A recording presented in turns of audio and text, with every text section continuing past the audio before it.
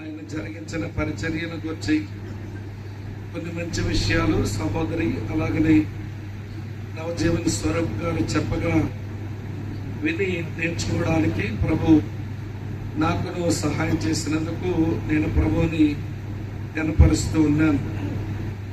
మంచిది ప్రియులారా, నన్ను ప్రేమతో ఆహ్వానించిన దేవుని సేవకులు కరుణాకర్ గారు, అలాగే నా తమ్ముడు జాన్ వెస్లీ జేమ్స్ గారు, వారందరూ మరి వెనకున్న సేవకులు, అలాగనే ఆశ్రమానికి చెందిన ప్రియులు ఇచ్చిన ఆహ్వానాన్ని బట్టి నేను వారికి కృతజ్ఞతలు చెల్లిస్తూ ఉన్నాను.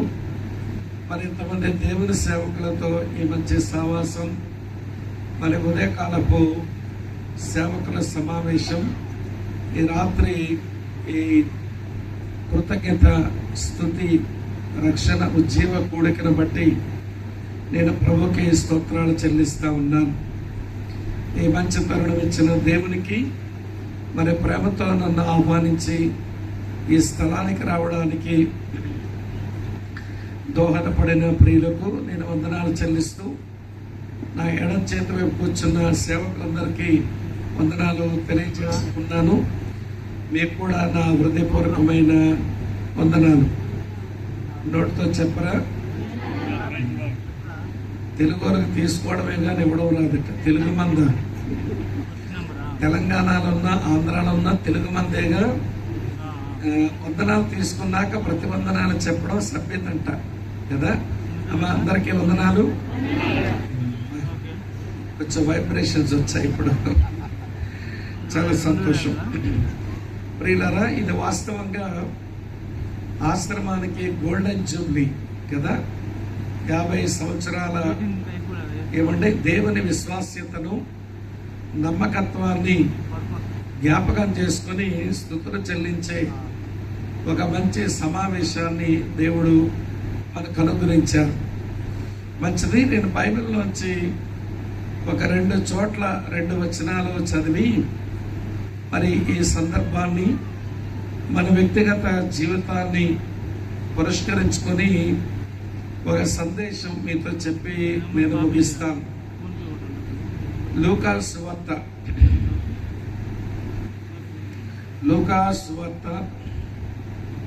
7వ అధ్యాయం 23వ వచనం. లూకా సువార్త 7వ అధ్యాయం 23వ వచనం. నా విషయమై అభ్యంతర పడనివాడు ధన్యుడని వారికి ఉత్తరమిచ్చెను. మరో స్థలంలో మరొక వచనం. ఆదికాండం 17వ అధ్యాయం 1వ వచనం ఇలా రాసి ఉంది. ఆదికాండం 17వ అధ్యాయం 1వ వచనం. అబ్రాము 99 ఏండ్లవాడు అయినప్పుడు యెహోవా అతనికి ప్రత్యక్షమై, నేను సర్వశక్తిగల దేవుడను, నా సన్నిధిలో నడుచుచు నిందారహితుడవై ఉండుము.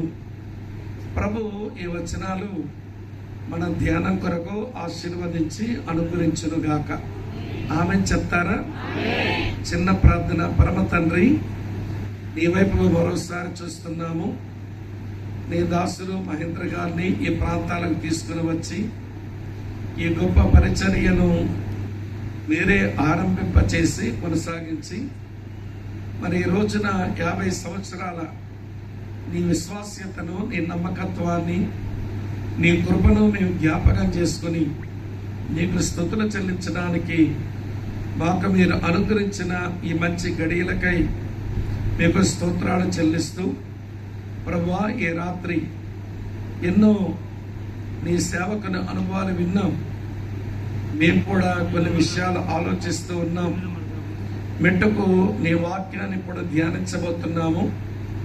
మా అక్కర కొలది మా అవసరమును బట్టి మీరే మాతో మాట్లాడి మా హృదయాల వరకు నీ వాక్కు తీసుకురమ్మని, మాలో గొప్ప పరివర్తన కలిగించమని నీ దాసులు అందరూ పడుతున్న ఈ ప్రయాస, ఈ పరిచర్యతో అర్థవంతంగా కొనసాగాలి అనేటువంటి వారికి ఉన్న యోగ్యమైన మంచి మనసు అన్నిటిని బట్టి మీకు వందనాలు చెల్లిస్తూ ఈ సమయం మమ్మల్ని మేము నీ బలమైన కృపగల హస్తాలకు అప్పగించుకుంటూ క్రీస్తు నామమందే స్తోత్రాలు చెల్లించి అడిగి వేడుకొని మీకు ప్రార్థిస్తున్నాను తండ్రి. ఆమేన్, ఆమేన్, ఆమేన్. ప్రభునందు ప్రియ సహోదర సహోదరులారా, సేవకునికి మరణం ఉంటుంది, కానీ సేవకు మరణం ఉండదు. అర్థమైంది అనుకుంటాను. సేవకునికి మరణం ఉంటుంది, కానీ సేవకు మరణం ఉండదు. సేవకుడు సమాధిలోకి వెళ్ళొచ్చు, వెళతాడు కూడా, కానీ సేవ సమాధుల్లోకి వెళ్ళదు. అది ఎప్పుడు అలా సాధ్యమవుతుంది అంటే, ఆ సేవకుడు తన జీవించి ఉన్న రోజుల్లో నిస్వార్థంగా ప్రభువుకే మహిమ రావాలి అని, దేవుని కార్యం కొంతమంది హృదయాల్లో అది జరగాలి అన్న ఆశ ఆకాంక్ష ఉంటే, ఆయన గతించిపోయిన తర్వాత ఆయన సేవలు నిలబడుతూ ఉంటాయి.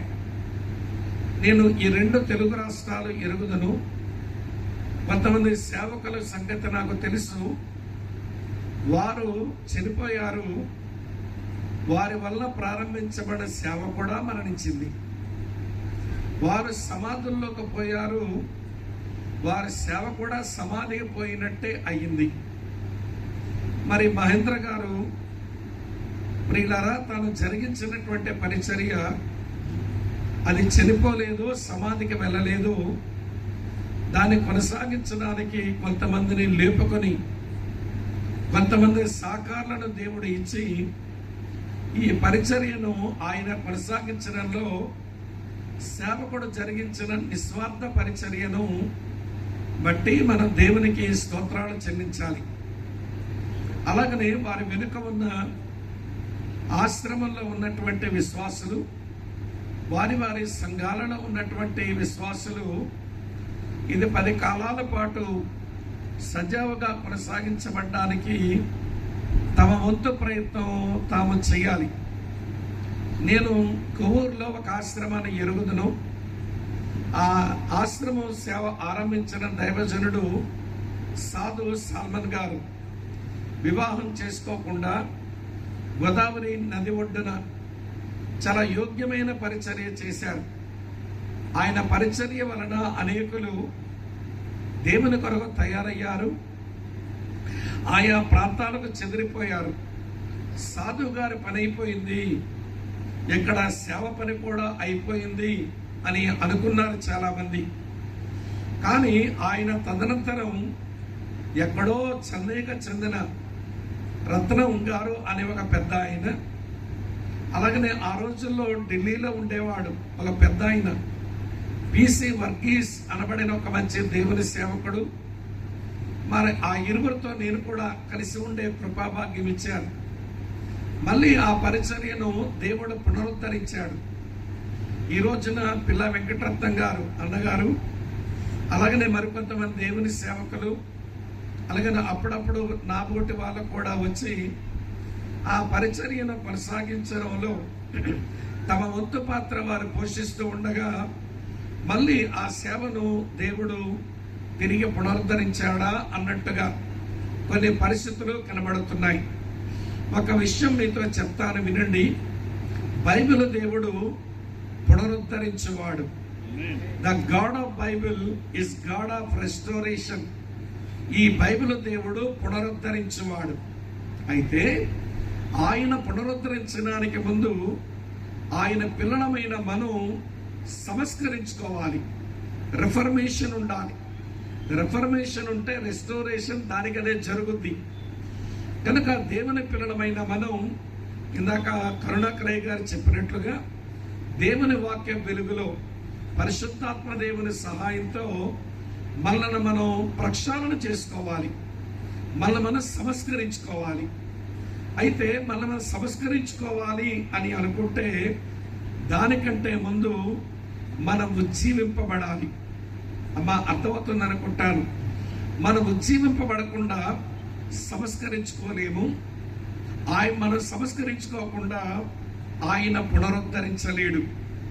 ఈ 3 పనులు క్రైస్తవ జీవితంలో ఏ సావాసానికైనా, ఏ సంఘానికైనా ప్రియులారా అవి చాలా ప్రాముఖ్యమైన అనుభవాలు. రివైవల్, రిఫర్మేషన్, రెస్టోరేషన్, ఈ 3 అవసరం. మళ్ళీ చెబుతాను వినండి. రివైవల్ లేకుండా రిఫర్మేషన్ రాదు, రిఫర్మేషన్ లేకుండా రెస్టోరేషన్ జరగదు. తెలుగులో చెప్తాను, ఉద్యమం లేకుండా మనం సంస్కరించుకోలేము, మనం సంస్కరించుకోకుండా దేవుడు పునరుద్ధరించడు. ఈ 3 అనుభవాలు అవసరమని ఒక దైవజనుడు చేసిన ప్రార్థన నేను చూపిస్తాను. సింగిల్ వర్స్ ప్రేయర్, ఒక్క వచనంలోనే ఆ ప్రార్థన ఉంది. అది చదివాక మళ్ళీ ఈ ఆశ్రమం ఇక్కడ జరుగుతున్న పరిచర్య తిరిగి పునరుద్ధరించబడాలి. అందుకొరకు మనం సంస్కరించుకోవాలి. దాని నిమిత్తమై మనం ఉజ్జీవింపబడాలి. దీని కొరకు అప్పగించుకోవడం నిమిత్తమై నేను ఒక వచనం చదువుతాను, వినండి. విలాప వాక్యములు 5వ అధ్యాయం 21వ వచనం. విలాప వాక్యములు 5:21. ఇది ఇర్మియా చేస్తున్న ప్రార్థన. చూడండి, చదువుతున్నాను. యెహోవా, నీవు మమ్మును నీ తట్టు త్రిప్పిన యెడల మేము తిరిగెదము, మా పూర్వస్థితి మరలా మాకు కలుగు చెయ్యము. గమనించారా?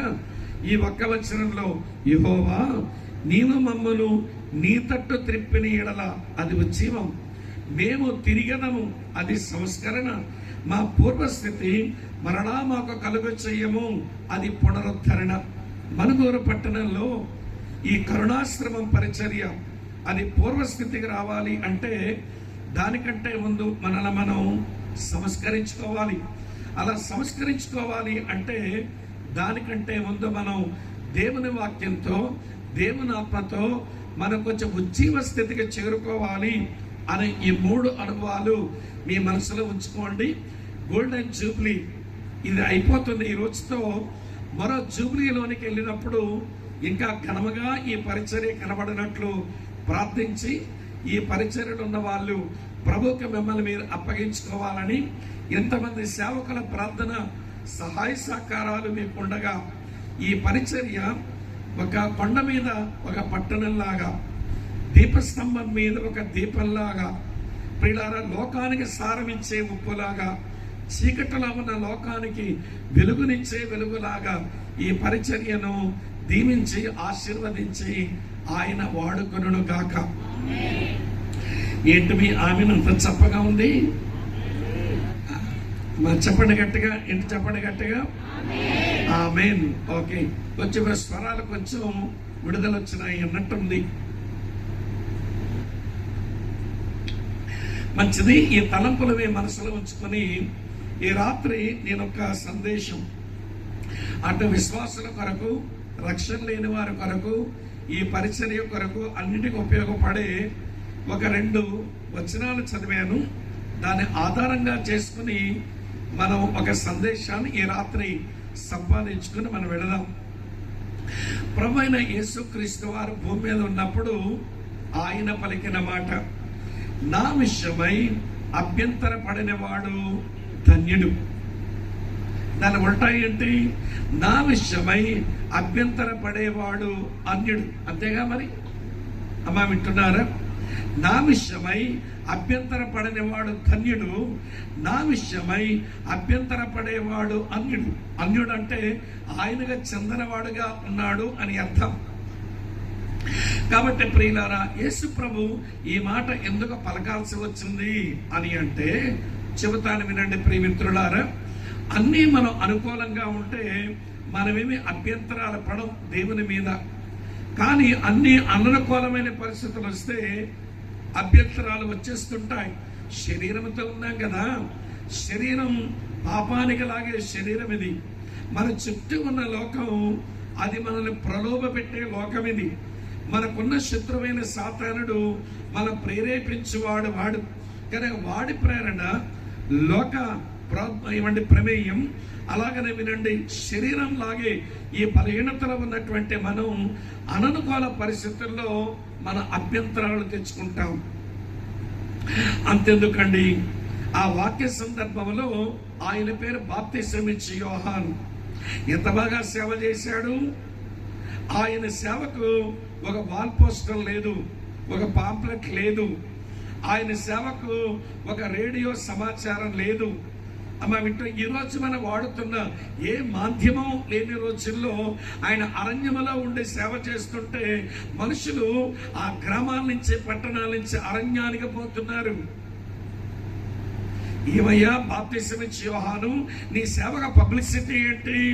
నేనే పబ్లిసిటీ చేయను.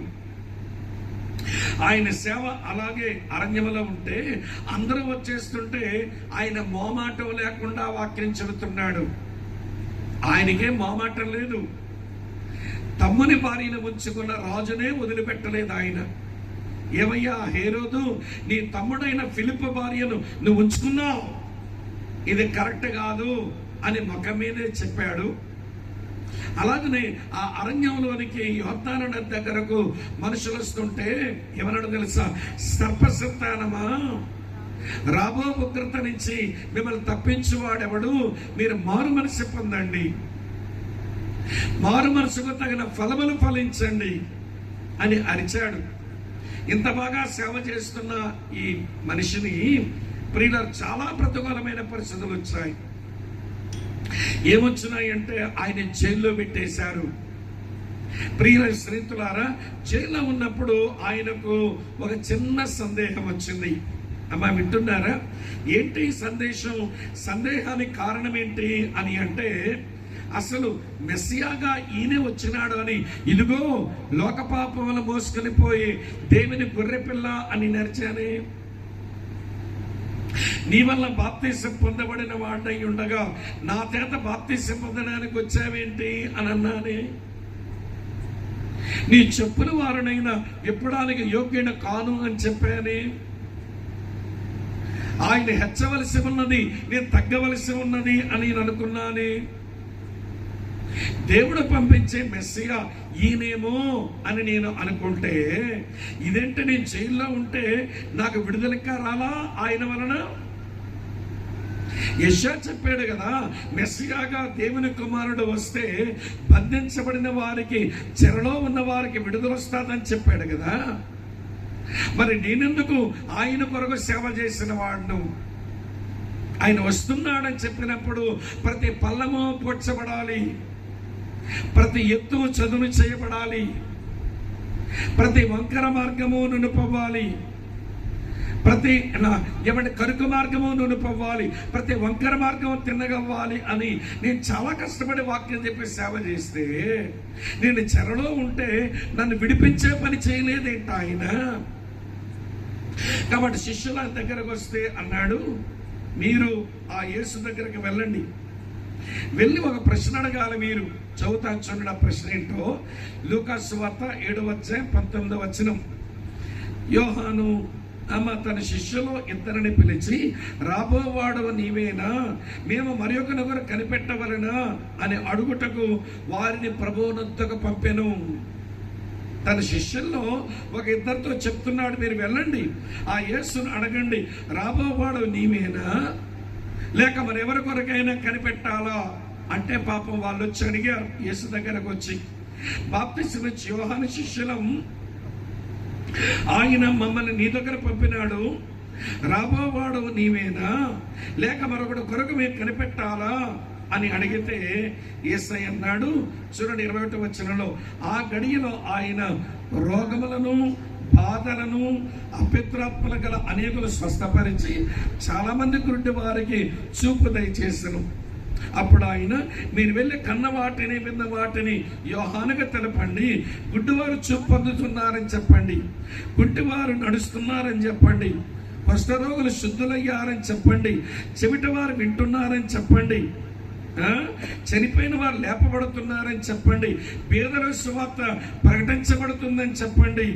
నా విషయమై అభ్యంతరపడిన వాడు ధన్యుడు. చెరలో ఉన్నవారు విడిపించబడాలి, అది పాపపు చెర, అందులోంచి విడిపించడానికి నేను సిలువలో ప్రాణం పెట్టవలసి ఉంది. కానీ ఈ బాప్తిసమిచ్చి యోహాను ఈ రాజుగారు పెట్టిన చెరలోంచి విడుదల గురించి ఆలోచిస్తున్నాడు. నేను ఒక బందిఖానా నుంచి మనుషుల్ని విడిపించే పని నాకు ఒకటి ఉంది, కాబట్టి ఈ విషయం ఆయనకు అర్థం కాల. కాబట్టి ఆయన పోయి చెప్పండి, నా విషయమై అభ్యంతర పడని వాడు ధన్యుడని చెప్పండి అన్నాడు. నా ప్రియమైన సోదరి స్నేహితులారా, అన్నీ మనకు అనుకూలంగా ఉంటే దేవుని మీద క్రీస్తు మీద ఏం అభ్యంతరాలు ఉండవు. కొన్ని సమయాలలో ప్రతికూలమైన పరిస్థితులు మనకు వచ్చినప్పుడు లేనిపోయిన అభ్యంతరాలు మన హృదయాల్లోకి వచ్చేస్తుంటాయి. కనుక మనం ప్రభు విషయమై, ఆయన సేవకుల విషయమై మనం ఏమి అభ్యంతరాలు తెచ్చుకోవద్దు. హృదయంలో అభ్యంతర పడకండి. తండ్రి మీద అభ్యంతరం వద్దు, ఆయన పంపిన యేసు మీద అభ్యంతరం వద్దు, అలాగనే యేసు మీద అభ్యంతరం వద్దు, యేసు వాడుకున్న సేవకుల మీద అభ్యంతరం వద్దు. కాబట్టి నా ప్రియమిత్రులారా వినండి, నా విషయమై అభ్యంతర పడిన వాడు ధన్యుడు అన్నాడు. కాబట్టి నేను ఈ రాత్రి వేళ ప్రియులారా వినండి, అభ్యంతరాలు ఎవరికైనా వస్తాయి, కానీ అభ్యంతరాలు నివృత్తి చేసుకోవడానికి దేవుడు అందించే పరిచర్యలు తీసుకుని అన్ని అభ్యంతరాలు మనం తొలగించేసుకుని బ్రతకాలి. అందుకు మంచి ఉదాహరణ నేను అబ్రాము జీవితాన్ని ఈ రాత్రి మీ ముందు పెట్టబోతున్నాను. అమ్మా వింటున్నారు కదూ? అబ్రామును గురించి ఒక 3 మంచి మాటలు చెప్పనివ్వండి. అలాంటి వాడు కూడా దేవుని మీద అభ్యంతరం వచ్చింది. ఆయన గురించి ఒక 3 మంచి మాటలు చెప్తాను రండి. యాకోబు రాసిన పత్రిక 2వ అధ్యాయం 23వ వచనం ఇలా రాసి ఉంది. యాకోబు రాసిన పత్రిక 2వ అధ్యాయం చదువుతున్నాను చూడండి ప్రియులారా. 23వ వచనం ఇలా రాసి ఉంది. కాబట్టి అబ్రహాము దేవుని నమ్మెను, అది అతనికి నీతిగా ఎంచబడెను అను లేఖనం నెరవేర్చబడెను, మరియు దేవుని స్నేహితుడని అతనికి పేరు కలిగెను. ఎవరండి అబ్రహాము అంటే ఆయన దేవుని స్నేహితుడంట. దేవుడు కూడా ఒక మారు నేను చేయదలచిన విషయం నా స్నేహితుడైన అబ్రాహాముకు చెప్పకుండా చేస్తానా అని వచ్చి సొదొమ గొమొర్రా విషయమై అబ్రాహాముతో పంచుకునే పని చేశాడు దేవుడు. అక్క చెల్లి తమ్ముడని వింటున్నారా? ఎవరండి అబ్రహాము? దేవుని స్నేహితుడు. మొదటి మాట. రెండో మాట చూపిస్తాను చూడండి. రోమీలకు రాసిన పత్రిక 4వ అధ్యాయం చదువుతున్నాను. ఈ మంచి మాట చూడండి. 11వ వచనం. రోమా 4:11 ఇలా ఉంది. ఏమని చదువుతాం అక్కడ? మరియు సున్నతి లేని వారైనను నమ్మిన వారందరికీ అతను తండ్రి ఒకటి వలన అని రాసి ఉంది. ఎవరండి అబ్రాహాము అంటే? సున్నతి పొందిన వారికైనా అంటే యూదులకైనా అన్యులకైనా విశ్వాసం ఉంచి వారందరికీ ఆయన తండ్రి. ఒక మాటలో చెప్పాల్సి వస్తే అతను విశ్వాసులకు తండ్రి. దేవుని స్నేహితుడు, విశ్వాసులకు తండ్రి. ఇంకొక మాట కూడా చెప్తాను వినండి. ఇవన్నీ అబ్రాహాము గురించి చెప్పుకోవలసిన భలే యోగ్యమైన, గంభీరమైన, అబ్రాహామును గణపరచవలసిన మాటలే కదా. ఇలాంటి అబ్రాహాము జీవితంలో అభ్యంతరం వస్తుందా? వచ్చింది. చూపిస్తాను మీకు. రండి ప్రియులారా. మరో సంగతి, ఆదికాండం 18వ అధ్యాయం 19వ వచనం చూడండి. ఆదికాండం 18వ అధ్యాయం 19వ వచనం ఏమని చదువుతాం అక్కడ అంటే, ఎట్లనగా చదవండి బ్రదర్. యెహోవా అబ్రాహామును గురించి చెప్పినది అతను కలుగు చేయనట్లు తన తరువాత తన పిల్లలను తన ఇంటి వారును నీతి న్యాయములను జరిగించుచు యెహోవా మార్గమును గైకొనుటకు అతను ప్రజలకు ఆజ్ఞాపించినట్లు నేను అతని ఎరిగి ఉన్నాను. దేవుడు అంటున్నాడు, అబ్రాహాము నాకు తెలుసు అన్నాడు. ఎట్లా ఎరుగుదువయ్యా అబ్రాహామును?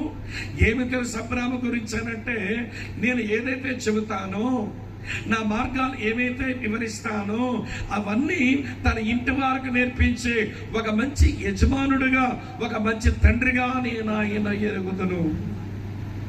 ఇక్కడ 3 పరిధులు ఉన్నాయి. ఒకటి దేవుని పరిధి, దేవుని పరిధిలో ఆయన దేవునికి స్నేహితుడు. రెండవది మనుషుల పరిధి, మనుషుల పరిధిలో ఆయన విశ్వాసులకు తండ్రి. మూడవది కుటుంబ పరిధి, ఈ కుటుంబ పరిధిలో ఎంతో ఆదర్శప్రాయుడైన కుటుంబ యజమాని. అమ్మ ఇక్కడ ఉన్నారు. కొంతమంది ఎట్లుంటారు అంటే ఊరోళ్ళందరికీ మంచోళ్ళే, ఇంటిలోనే బ్రహ్మరాక్షసులు అన్నమాట. అబ్బా ఈయన దేవదూత అంటారు ఊరోళ్ళంతా. ఎవరో కాదు, అతని భార్యని అడిగి చూడండి, ఈయన దేవదూత దెయ్యమో ఆమె గారు చెప్పుద్ది. అమ్మా అర్థమవుతుందా? నేనేదో పాతకాలపు కథ విన్నానులేండి, చాలా పాతకాలపు కథ. ఒక సంఘం అంట ఆ సేవకునికి మంచి ఇల్లు ఇచ్చారంట. మంచి సేవకుడు బాగా సేవ చేస్తున్నాడని ఒక మంచి ఇల్లు అద్దెకు తీసి ఇచ్చారు.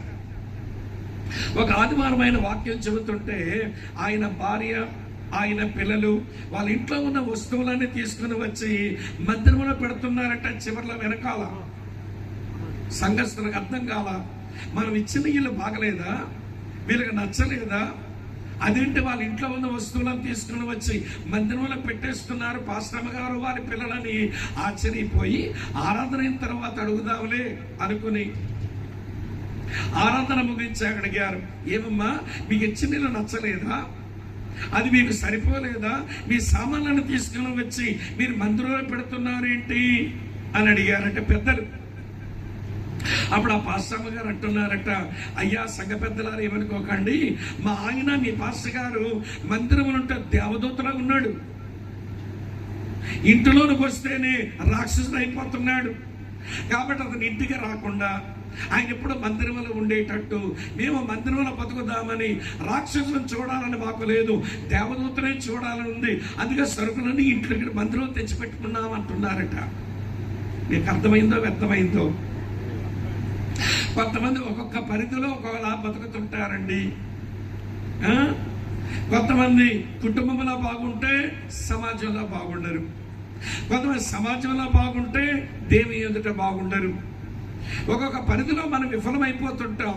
కానీ అబ్రాహాము అట్లా కాదు, దేవునితో నడిచిన వాడు, విశ్వాసులకు తండ్రైన వాడు, కుటుంబానికి ఆదర్శప్రాయుడైన యజమానుడు. ఆయన జీవితంలో అభ్యంతరం వచ్చింది, దాన్ని దేవుడు ఎలా తొలగించాడో అది మనం తెలుసుకుని మన జీవితంలో కూడా ఏ అభ్యంతరము తెచ్చుకోకుండా యోగ్యమైన ధన్యులమయ్యే జీవితం జీవించడానికి నా సందేశాన్ని ఇప్పుడు వివరిస్తాను, వినండి. అబ్రాహాముతో దేవుడు మాట్లాడాడు, నేను నీకు సంతానం ఇస్తాను, నేను ఒక దేశం ఇస్తాను అన్నాడు. అబ్రాహాముకు దేవుడు ఇచ్చిన ఆశీర్వాదాలన్నీ ఈ రెండే. ఆశీర్వాదం ఒకటి సీడ్, సంతానం. ఆశీర్వాదం రెండు, ల్యాండ్, అది ఆశీర్వాదం. అంతే. బైబిల్లో అన్ని ఆశీర్వాదాలు రెండు మాటల మీద ఉంటాయి. ఎవరికైనా ఈ రెండు ఆశీర్వాదాలే, నీకు సంతానం ఇచ్చేదను, నీకు భూమిని ఇచ్చేదను. ఆదాముకైనా ఆరండే, నోవాకైనా ఆరండే, అబ్రాహాముకైనా ఆరండే, దావీదుకైనా ఆరండే, యేసుకైనా ఆరండే, సంఘమైన మనకైనా ఆరండే. దాని కింద ఎన్నో ఆశీర్వాదాలు వస్తాయి, అవన్నీ పక్కన పెట్టండి. అసలు దేవుడు ఇచ్చిన ఆశీర్వాదం ఏంటంటే సంతానం ఇస్తాను, నీకు భూమిని ఇస్తాను, నేను చూపించే దేశానికి రా అని పిలిస్తే అబ్రాహాము నేరుగా కల్దీయ దేశం నుంచి బయలుదేరి ఆయన కనాను దేశానికి వచ్చాడు. అప్పటికి ఆయన వయసు 75. తన భార్య వయసు 65. 10 సంవత్సరాల వ్యత్యాసం ఉంది ఈ భార్యాభర్తలకు. దేవుడు సంతానం ఇస్తానన్నాడు. సరే, దేవుడు చూపించిన దేశానికి వచ్చి వారు బ్రతుకుతా ఉన్నారు. మరో 10 సంవత్సరాలు గడిచింది. అంటే అబ్రాహాము వయసు 85 అయ్యింది, సారక్క వయసు 75 అయ్యింది. వాళ్ళ ఇంట్లో పిల్ల లేదు, చెల్ల లేదు, వాళ్ళ ఇంట్లో కొయ్యం లేదు, ముర్ర లేదు. 10 సంవత్సరాలు దాటిపోయింది. ఇప్పుడు అబ్రాహాము ఏదో దిగులుతో భయముతో ఉంటే దేవుడు వచ్చేలాగా అన్నాడు. ఆదికాండం 15 వచనంలో ఉంటుంది, యెహోవా వాక్యం అబ్రాహాములకు దర్శనమందు వచ్చి, అబ్రామా భయపడకము, నీ బహుమానం అత్యధికమవుతుంది, నేను నీకు కేడెమను అన్నాడు. ఆ మాట విన్న అబ్రాహాము అన్నాడు, ప్రభువా నువ్వు నాకు ఎన్ని ఇచ్చిననేమి, సంతానం లేని వాడినైపోతున్నానే అన్నాడు. వెంటనే అబ్రాహాము అంటాడు, నా ఇంట్లో ప్రధాన పనివాడైన ఈ దమస్కు వాడే నా ఆస్తి కత్త అయిపోతాడేమో అన్నాడు. దేవుడు అన్నాడు, లేదు లేదు లేదు, నీ భార్య ద్వారానే నీకు బిడ్డనిస్తాను అని దేవుడు చెప్పాడు. ఆ మాట వారిద్దరూ విన్నప్పుడు వారి వయసు అతనిది 85, ఈవిడదేమో 75. ఆ మాట అబ్రాహాము నమ్మాడట. అందుకే ఇలా రాసి ఉంటుంది ఆదికాండం 15:6లో, అబ్రాహాము యెహోవాను నమ్మెను, అది అతనికి నీతిగా ఎంచబడెను అని చదువుతాం. అది బైబిల్లో సిద్ధాంతపరమైన కీలకమైన వచనం. ఆ వచనం అబ్రాహాము యెహోవాను నమ్మెను, అది అతను నీతిగా ఎంచబడెను అనే మాట భలే అద్భుతమైన వచనం అది. సరే, నీతిమంతులుగా చేయబడ్డాడు. ఇక 86 రాలా, 85 కొనసాగుతూ ఉంటేను భార్య అంది, ఏమండి అదేంటే దేవుడు మన బిడ్డనిస్తానంటున్నాడు, మీకు వయసు చూస్తే 85 వచ్చింది, నా వయసు చూస్తే నాకు 75 వచ్చింది, నా పొట్టలో ఉన్న గర్భసంచి అది ఎప్పుడో చచ్చిపోయింది, నాకు నెలసర్లు నిండుకున్నాయి, నా ఋతుక్రమం ఆగిపోయింది. ఆడపిల్లలకు తన పొట్టలో ఉన్న గర్భసంచి బాగుంటే అది చావకపోతే ఋతుక్రమం ప్రతి నెల సరిగా జరుగుద్ది. అలాంటి గర్భం నుంచి పిల్లలు పుట్టే అవకాశం ఉంటుంది.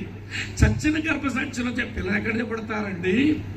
నాకు నెలసర్లు నిండుకున్నాయి, నాకు మెనోపాస్ వచ్చేసింది, నా ఋతుక్రమం నిలిచిపోయింది. నా వైపు సంగతి ఎట్లుంటే, మీ వయసు ఏమో 85 వచ్చింది, మీకు దాంపత్యం చేయడానికి కొంచెం శక్తి తగ్గిపోతా ఉంది. కొంచెం ఏదైనా కొంచెం శక్తి ఉంటే మీ దగ్గర ఉంటే ఉండొచ్చు. కాబట్టి ఒక పని చేద్దాం, నా పని మనిషిని మీ గోగుడ చేరుస్తాను, మీరు దానితో కాపురం చేసి ఒక బిడ్డను మీరు కంటే, ఆ బిడ్డ దేవుడు మాకు ఇచ్చిన బిడ్డను అందరితో చెప్పేసుకుందాం.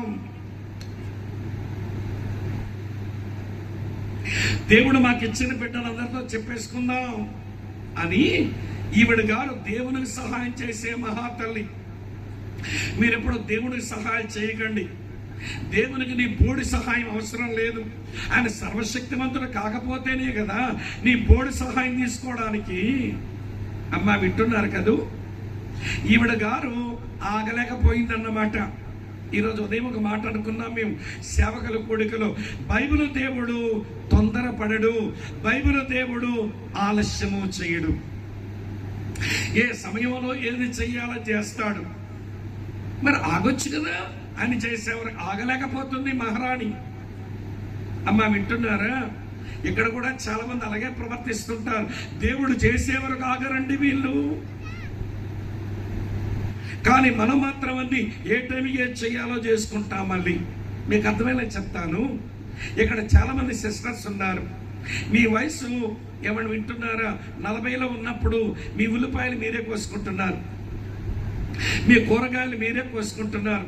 మీ పాప చిన్నది వచ్చి, మమ్మీ నేను కోస్తాను, నాకు ఆ కత్తిపెట్టివ్వు, ఆ చాక్ ఇవ్వు అని అడిగింది. అప్పుడు మీరేమన్నారు? పాప వద్దులేమ్మా, అగో అక్కడ తాడుందిగా, ఆ తాడు తీసుకుని బయటికి వెళ్ళి ఆడుకో తల్లి, నా బుజ్జివి కదా, నా బంగారం కదా, నా సింగారం కదా, ఆడుకోమ్మా అని పంపించారు. ఆ పిల్ల బయటికి వెళ్ళి స్కిప్పింగ్ రోప్ ఆడుకుంటుంది. వింటున్నారా లేదా? ఇప్పుడు మీ వయసు కాస్త, అమ్మ వింటున్నారా, 58 పైకి వచ్చింది. ఉల్లిపాయలు కోస్తుంటే కళ్ళ నిండా నీళ్లు పట్టేస్తున్నాయి. చేతులేమో కత్తిపీట మీదకి వెళ్ళి చేతులు కోసేసుకుంటున్నారు మీరు. ఇప్పుడు మీ కూతురు 18 వచ్చింది. ఇప్పుడు 18 సంవత్సరాల పిల్ల మళ్ళీ తాడు తీసుకుని బయటికి ఆడుకోవడానికి పోతుంది. అప్పుడు తల్లులు మీరు, అబ్బా ఎంత మంచి కూతురువే, నా బుజ్జివే, నా బంగారమే, నా సింగారమే, నా లొల్లే, నా కన్నే, ఆడుకోమ్మా అని ఆడుకోవడానికి పంపిస్తారా మీ పిల్లల్ని? ఏమంటారు ఆ రోజు మీ కూతుర్ని? ఏ మనుగురు వాళ్ళకి మాటలు రావా? ఏమంటారు ఇప్పుడు మీ పిల్లని? ఏమనరా? మీరేమంటారు చెప్పనా?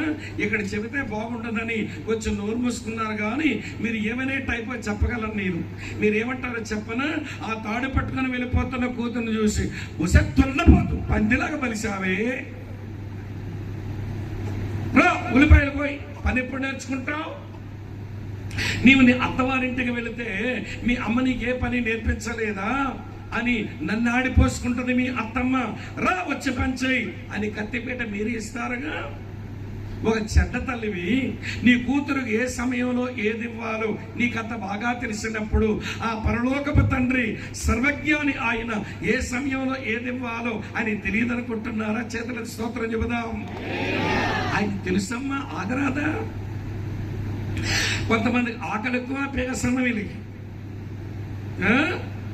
ఆకలి చాలా ఎక్కువే, త్వరగా జరిగిపోవాలనుకుంటారు. సారా అదే కోవగా చెందిన అమ్మ మొత్తానికి పని మనిషిని భర్తకు కూడా చేరిస్తే ఆ పని మనిషి అబ్రాముతో కాపురం చేసి ఆమె కాస్త గర్భిణి అయ్యింది. అవగానే దాని కళ్ళు నెత్తి మీదకి వచ్చాయి.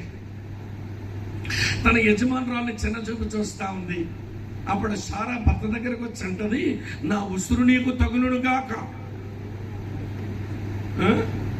ఏమమ్మా ఆయన అడిగాడా?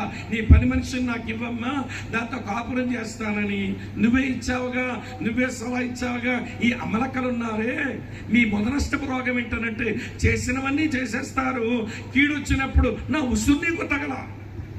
చీర కూర్చుని కొంచెం పైకి దోపి నా ఉసురు నీకు తగల. అబ్రాము ముందుకు వచ్చి అదే మాట ఉంది. చదువుతాను చూడండి ప్రియులారా, ఆదికాండం 16వ అధ్యాయంలో అప్పుడు సారాయి నా ఉసురు నీకు తగులును. పాపం అబ్రాము ఏం చేస్తాడండి? నీ ఉసురు నాకెందుకమ్మా తగలాలి? అలా అంటున్నావేంటి? నీ పని మనిషి నీ చేతిలో ఉంది, ఏం చేసుకుంటావో చేసు అనేసాడు. ఆడ తర్వాత ప్రియమిత్రులారా వినండి, ఆవిడ చక్కని బిడ్డ పుట్టేశాడు హాగరమ్మకు. ఇప్పుడు చూడండి అసలు కథ మొదలైంది. 16 చూడండి ఏమి రాసిందో. హాగరు అబ్రామునకు ఇష్మాయేలు కనినప్పుడు అబ్రాము 86 ఏండ్లవాడు. గుర్తుపెట్టుకోండి, 86. 17 మొదటి వచనం చదివేమే మన ధ్యానానికి. చదవండి వచనం ఏంటో. అబ్రాము 99 ఏండ్లవాడైనప్పుడు యెహోవా అతనికి ప్రత్యక్షమై నేను సర్వశక్తి గల దేవుడను. చాలమ్మా. అంటే 86 సంవత్సరం వచ్చేసరికి ఇష్మాయేలు పుట్టేశాడు. ఇష్మాయేలు పుట్టిన తర్వాత అబ్రాముకి వయసు ఇప్పుడు 99 అయిపోయింది. అంటే 86ని 99కి మధ్యలో ఉన్న సంవత్సరాలు లెక్క పెడితే 13 సంవత్సరాలు. ఈ 13 సంవత్సరాలు ఒక వచనమన్నా రాయబడలేదేంటి? ఈ 13 సంవత్సరాలు దేవుని ప్రత్యక్షత లేదేంటి? ఈ 13 సంవత్సరాలు అబ్రాము దేవుని బలిపీఠం కట్టలేదేంటి? ఈ 13 సంవత్సరాలు అబ్రాము ప్రార్థన అనుభవమేది? ఒక పెన్నతో దేవుడు చుక్కగడ పెట్టించాల 13 సంవత్సరాలు. ఏమయ్యా అబ్రహాము, నా విషయమై నువ్వు అభ్యంతరపడి నీ భార్య సలహా తీసుకుని నువ్వు పని మనిషితో కాపురం చేసే పిల్లాన్ని కంటావా? నీతో నేను మాట్లాడడం మానేసుకున్నానని దేవుడు అలిగేశాడు. దేవునికి అలకలున్నాయి. దేవుడు మాట్లాడడం మానేశాడు. 1 కాదు 2 కాదు, పరాయి దేశానికి పిలిచి పరాయి దేశంలోకి వచ్చిన ఒక పరదేశంతో పిలిచిన వాడు కనబడడం మానేసి, పిలిచిన వాడు మాట్లాడడం మానేస్తే అది ఎంత క్షోభం విదేశాలలోనే తెలుస్తూ ఉంటది. వీసా ఇచ్చి ఆ దేశాన్ని పిలిచిన స్నేహితుడు కనబడడం మానేశాడు, మాట్లాడడం మానేశాడు. పాస్పోర్ట్ నా దగ్గర లేదు, వీసా నా దగ్గర లేదు, ఈ దేశంలో నేను ఏమైపోతాను? వణుకు పడుతుందండి వెన్నులో. కానీ ఇప్పుడు అబ్రాము జీవితం 1 సంవత్సరం కాదు, 2 సంవత్సరాలు కాదు, 13 సంవత్సరాలు దేవుని యొక్క మాట లేని మనిషి అయిపోయాడు. కారణం దేవుని ఎడల నువ్వు పెట్టుకున్న అభ్యంతరం. అయితే దేవునికి స్తోత్రం, అభ్యంతరాలు ఎక్కువ కాలం ఉండని కూడా దేవుడు దాన్ని కడిగేస్తాడు. అలా అభ్యంతరాలను తీసేయడానికే ఆయన ప్రత్యక్షతనిచ్చి, ఏ అబ్రాము, నా పేరు సర్వశక్తి గల దేవుడు. అమ్మా ఏం దేవుడు చెప్పండి? ఇంగ్లీష్లో ఆల్మైటీ గాడ్ అన్నాం, తెలుగులో సర్వశక్తి గల దేవుడు అని చదివిన పెద్ద విషయం మనకు అర్థం కాదు. ఇంగ్లీష్లో ఆల్మైటీ గాడ్ అని చదివిన విషయం మనకు పెద్ద అర్థం కాదు. కానీ హెబ్రీ భాషలో ఎల్ షద్దాయ్ అనే పదముందు చూశారు. సర్వశక్తి గల దేవుడు అనే మాటకు ఎల్ షద్దాయ్ అని పేరు. ఎల్ షద్దాయ్ అన్న మాటలోనే అభ్యంతరాలన్నీ తొలగించే అద్భుతమైన పరిచర్య దేవుడు అబ్రాహాముకి ఇచ్చాడు. వరుసగా చెప్తాను. ఇప్పుడు ఎల్ షద్దాయ్ అనే మాటకు 4 గొప్ప అర్థాలు వస్తాయి. ఇంకా చిన్న చిన్న అర్థాలు ఉన్నాయి, అవన్నీ నేను చెప్పలేని, రాత్రి సమయం లేదు కనుక ఒక 4 విషయాలు అయితే చెప్తాను. ఈ 4 విషయాలను బట్టి దేవుని మీద, దేవుని సేవకుల మీద, దేవుని సేవ మీద మన హృదయాల్లో పేరుకుపోయిన అభ్యంతరాలు తొలగించుకొని ముందు మనం బాగుపడదాం. ఏమయ్యా అబ్రాహాము, నా పేరు ఎల్ షద్దాయ్, నేను సర్వశక్తి గల దేవుడను. నా పేరు ఆమ్నిపొటెంట్, నేను సర్వశక్తి గల దేవుడను. ప్రియులారా, ఇప్పుడు ఎల్ షద్దాయ్ అనే మాటకు మొదటి అర్థం ఏంటంటే సఫిషియంట్ వన్, సరిపోయినవాడు. దేవుని స్తోత్రం చెబుదామా? సరిపోయినవాడు. ఏమయ్యా అబ్రాహాము, నీకు ఆ బిడ్డనిస్తానని మాట ఇచ్చాను, ఇవ్వడానికి నేను సరిపోననుకున్నావా? నీ భార్య మాట విన్నావే, ఆమె సలహా తీసుకున్నావే, ఆమె సలహాను పాటించేందుకు నేను సరిపోయిన వాడన కానా? ప్రియ అన్నదమ్ములారా, అక్క చెల్లెలారా, వినండి. దేవుడు తన సేవకులకు, తన సంఘానికి, తన సేవకు ఆయన సరిపోయిన వాడు. అబ్రాహాముకు సరిపోతాడు, మనకి సరిపోతాడు ఆయన. మనకి ఎలా సరిపోయిన వాడో ఒక 3 సంగతులు చూపిస్తాను. ఈ 3 సంగతుల్లో మీకు ఒక్కొక్క జత అనుభవం ఉంటుంది. మొత్తానికి 6 అనుభవాలు చూపిస్తాను మీకు. నాతో రండి. మొదటి మాట దానియేలు గ్రంథం చదువుతున్నాను, చూడండి ప్రియులారా. దానియేలు గ్రంథం బాగా శ్రద్ధ వహించి వినండి, ఇవి ఖచ్చితంగా మనకు ఉపయోగపడతాయి. దానియేలు గ్రంథం 3వ అధ్యాయం 16-17 వచనాలు ఇలా ఉన్నాయి.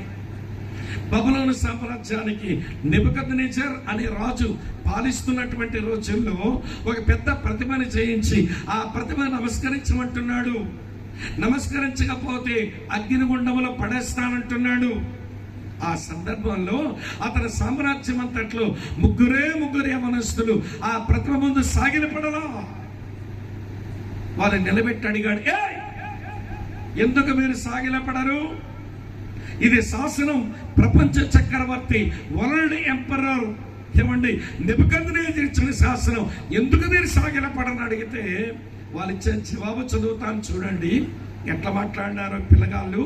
16వ వచనం ఏం రాస్తుంది? శద్రకును, మేషాకును, అబేద్నెగోను రాజుతో ఇలాగ చెప్పారు, నెబుకద్నెజరు, ఇందును గూర్చి నీకు ప్రత్యుత్తరం ఇవ్వవలనన్న చింత మాకు లేదు. ఏమని పిలుస్తున్నారమ్మా రాజుగారిని? స్త్రీ నెబుకద్నెజర్ కాదా? కాదు. నెబుకద్నెజర్ గారు లేదా? లేదు. ముందు స్త్రీ లేదు, వెనకాల గారు లేదు. ఈ పేరుకు ముందు తలకాయ లేదు, పేరు వెనకాల తోక లేదు. నేను అనుకుంటాను, అసలు నిజమైన దేవుడు ఎరగకుండా ఒక ప్రతిభను చేయించి ఇదే దేవుడు దండం పెట్టండి అంటున్నా, నీకు గౌరవించేదేంట్రా అన్నట్టుగా లేదు పిల్లల వైఖరి. నిన్ను గౌరవించాల్సిన పెద్ద అవసరం మాకేమొచ్చింది? నెబుకద్నెజరు ఈ విషయమై నీకు జవాబు చెప్పాలని చింత మాకు లేదు. నేను ఒక విషయం చెప్తాం. 17వ వచనం చదవండి. మేము సేవించుచున్న దేవుడు మండుచున్న వేడిమి గల ఈ అగ్నిగుండములో నుంచి మమ్మను తప్పించి రక్షించుటకు సమర్థుడు లేదా సరిపోయిన వాడు. ఒక జత తప్పించి రక్షించుటకు సరిపోయిన వాడు. ప్రియులారా, సేవలో ఉన్న సేవకులకైనా, భూమి మీద ఉనికి కలిగిన సంఘాలకైనా, జరుగుతున్న సేవకైనా చాలా ప్రతికూలమైన పరిస్థితులు వస్తాయి. కానీ ఏ దేవుడు ఈ సేవకుడు సంఘము సేవా పక్షాన ఉంటారు అంటే ఆయన సరిపోయిన వాడు. ఆయన పేరు ఎల్ షద్దాయ్. ఎదురవుతున్న ప్రతి శ్రమ నుంచి తప్పించగలిగిన వాడు, రక్షించగలిగిన వాడు, తప్పించి రక్షించుటకు ఆయన సరిపోయిన వాడు. ఆ రోజున వారి ముందున్న అగ్నిగుండం నుంచి తప్పించి రక్షించగలిగిన వాడు ఈ రోజు మన ముందున్న ఈ పెద్ద అగ్నిగుండమైన నరకం నుంచి కూడా మనం తప్పించి రక్షించడానికి సరిపోయిన వాడు. ఒక జత, రెండో జత చూపిస్తాను రండి. యోధా పత్రిక 24వ వచనం చదువుతా. యోధా పత్రిక 24వ వచనం, ప్రకటన గ్రంథం ముందు పుస్తకం చదవండి. తొట్టిల్లకుండా మిమ్మల్ని కాపాడుటకును తన మహిమ ఎదుట ఆనందముతో నిలబెట్టుటకు మిమ్మల్ని నిర్దోషులుగా నిలబెట్టుటకు శక్తిగల రక్షకుడు. ఎవరిని మీరు నమ్మారు, ఎవరి మాట వింటున్నారు అంటే కాపాడి నిలబెట్టుటకు సరిపోయిన వాడు. ఆయనే కాపాడతాడు, ఆయన నిలబెడతాడు. కొంతమంది దేవుళ్ళ బతకాలని ఉంటుంది కానీ అమ్మా వింటున్నారా, దేవుడు నా కొర బ్రతకగలవు, నా కొర నిలబడగలవు అని దేవుడు మెగాఫోన్లో అరిచినా మనకి వినబడదు. కానీ మన మేనమామ చెవులు గుసగుసలాడితే వినబడుతుంటది. మేనమామ అంటే మీ అమ్మ తమ్ముడు అనుకోవద్దు.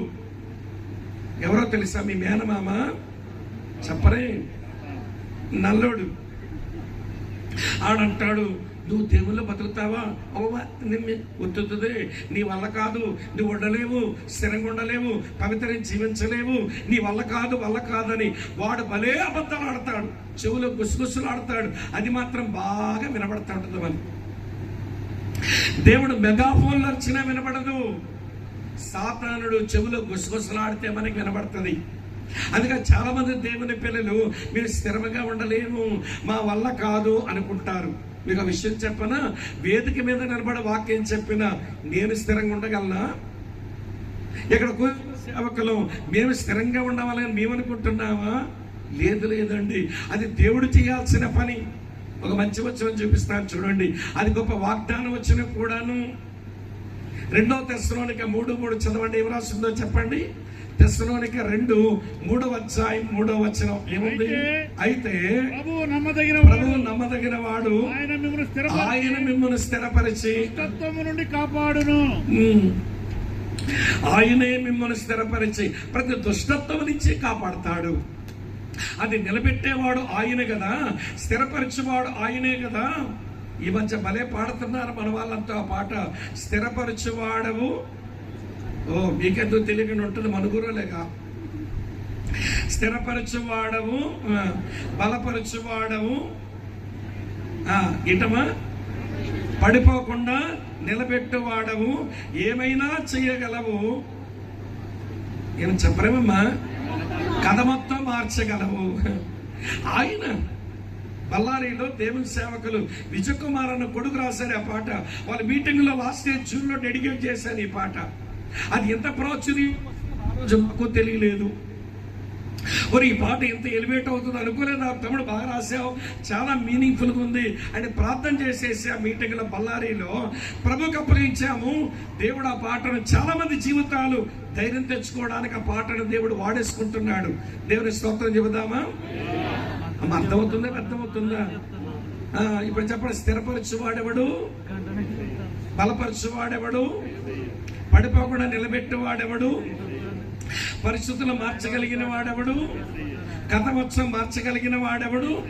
ఆయనకు అప్పగించుకుందాం. కనుక వినండి, 2వ జత, ఆయన సరిపోయిన వాడు. దేనికంటే తప్పించి రక్షించుడుగా సరిపోయిన వాడు, కాపాడి నిలబెట్టుడుగా సరిపోయిన వాడు. 2 జతల్లో 4 సంగతులు చెప్పా. వినండి.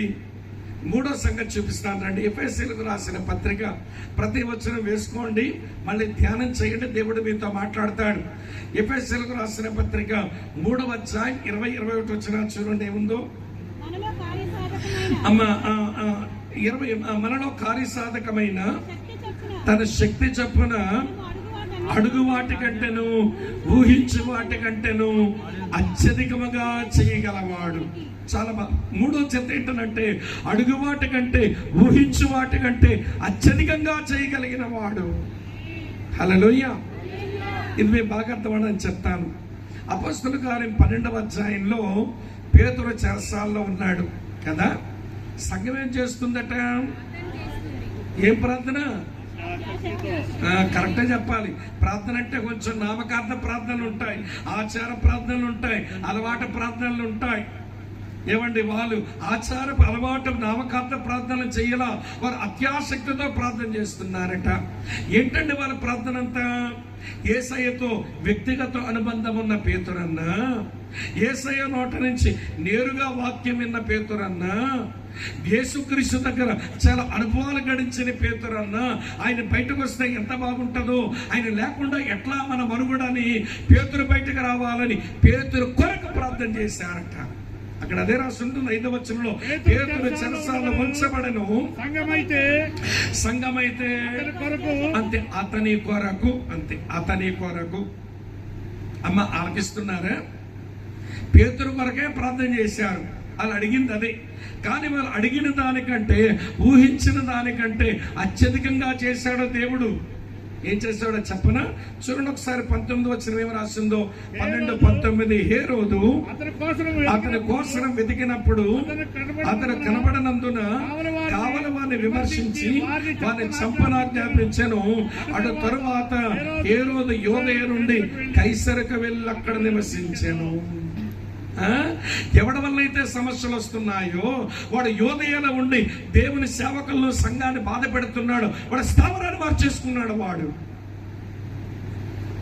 ఏ రోజు స్థావరం మారాలని సంఘమేం ప్రార్థన చేయాల, వాళ్ళు చేసిందంతా ఒకటే, పేతురు బయటకు వస్తే మాకంతే చాలు. కానీ దేవుడు ఏం చేశాడంట? ఏ రోజు యొక్క స్థావరమే మార్చాడు. అక్కడ తాగలేదండి, వీళ్ళు ఊహించండి మరొకటి జరిగిపోయింది. చదవండి ఒకసారి 24వ వచనం ఏమి రాసిందో, సారీ 23వ వచనం. అంటే హేరోదు దేవుని మహిమపరచనందున వెంటనే ప్రభువు దూత అతన్ని మొత్తెను గనక పురుగులు పడి ప్రాణము. హేరో చావాలని నేను ప్రార్థన చేశారా? ఏదో స్థావరం మారాలని ప్రార్థన చేశారా? లేదే. వాళ్ళు అడిగిందంతా పేతురు కొరకే. వాళ్ళు అడిగిన దానికంటే, ఊహించిన దానికంటే అత్యధికముగా చేయడానికి సరిపోయిన వాడి దేవుడు. అభ్యంతరాలు తెచ్చుకోకండి, దేవుని మీద తెచ్చుకోకండి, దేవుని సేవకుల మీద తెచ్చుకోకండి, దేవుని సేవ మీద అభ్యంతరాలు తెచ్చుకోకండి. ఈయన సరిపోయిన వాడు. ఏమయ్యా అబ్రాము, నీకు పిల్లాన్ని ఇవ్వడానికి నేను సరిపోయిన వాడిని కానా? నా మాట మీద విశ్వాసం మానుకొని నీ భార్య చెప్పిన సలహా విని నీ పని మనిషితో కాపురం చేసి నీ ఇంటికి 4000 సంవత్సరాల శత్రువులను సంపాదించుకున్నావు. అప్పటి నుంచి ఇప్పటికి ఇశ్రాయేలీయులకు వీళ్ళు శత్రువులుగానే పరిగణించబడ్డారు. అర్థమవుతుందా? అభ్యంతరాలు తెచ్చుకోకండి. అభ్యంతరాలు వస్తే వాటిని అగాధంలో పడేసేయండి. నిరభ్యంతరంగా జీవించండి. అది క్రైస్తవ జీవితం. కనుక దేవుడు అన్నాడు, అబ్రాము నేను సరిపోయిన వాడిని కాదనుకున్నావు, నీ బిడ్డను కన్నావు ఆగరతో, 13 సంవత్సరాలు నేను నీతో మాట్లాడడం మానేసా, మళ్ళీ నీ అభ్యంతరం తొలగించుకోవడం కొరకు మరో ప్రత్యక్షత నీకు ఇస్తున్నాను, నా పేరు ఎల్షద్దాయ్ అన్నాడు దేవుడు. ఇది ఒకటి. రెండో సంగతి చెప్తాను రండి. అర్థమైందమ్మా? దేనికి సరిపోయిన వాడు? 3 సంగతులు చెప్పాను కదా, ఒక్కొక్క 2 విషయాలు చెప్పాను కదా. ఏంటవి?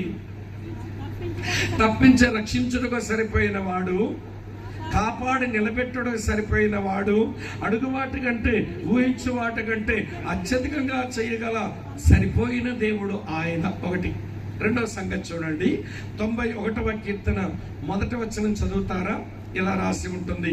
91వ కీర్తన 1వ వచనం, మహోన్నతుని చాటున నివసించువాడే సర్వశక్తుని నీడను విశ్రమించువాడు. చాలు. ఎవరు ఎల్షద్దాయి అంటే నీడనిచ్చువాడు. మహోన్నతుని చాటు నివసించువాడే సర్వశక్తుని నీడను విశ్రమించువాడు. అక్కా చెల్లి తమ్ముడన్న వినండి. ఏమయ్యా అబ్రహాము, నేను కాదా నీకు నీడనిచ్చేవాడిని? నీ కొడుకు పుడితే వాడు నీకు నీడనిస్తాడా? కొడుకు కొరకు నా విషయమే అభ్యంతరం తెచ్చుకున్నామే. ఈ రోజున చాలా మంది దేవుని విషయంలో అభ్యంతరాలు తెచ్చుకొని దేవుని నీడ కింద బ్రతకడం మానేసి పాడు నీడల కింద పోతారు. పాడు మనుషులు.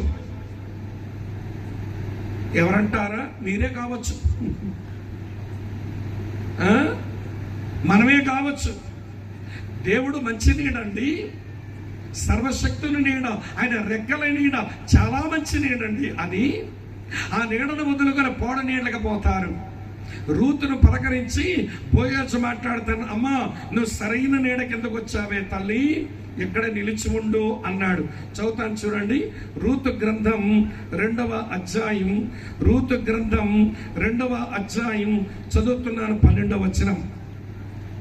యెహోవా నీవు చేసిన దానికి ప్రతిఫలం ఇచ్చును, ఇశ్రాయేలీల దేవుడైన యెహోవా రెక్కల క్రింద సురక్షితముగా ఉండినట్లు నీవు వచ్చావు, ఆయన నీకు సంపూర్ణమైన బహుమానం ఇచ్చును అని ఆమెకు ఉత్తరం ఇచ్చును. దేవుని నీడ అది వినండి ప్రియులారా, సురక్షితమైన నీడ. అలాంటి దేవుని నీడ కిందకు రాక ఏదేదో నీడలు పెట్టేసుకుంటారంటే మనుషులు. మీరు వినగలిగితే చెప్తాను అమ్మ, ఒక 4 పాడు నీడలు చూపిస్తా బైబిల్లో. చాలా మంది మనుషులు ఆ పాడు నీడ కిందగా పోతుంటారు.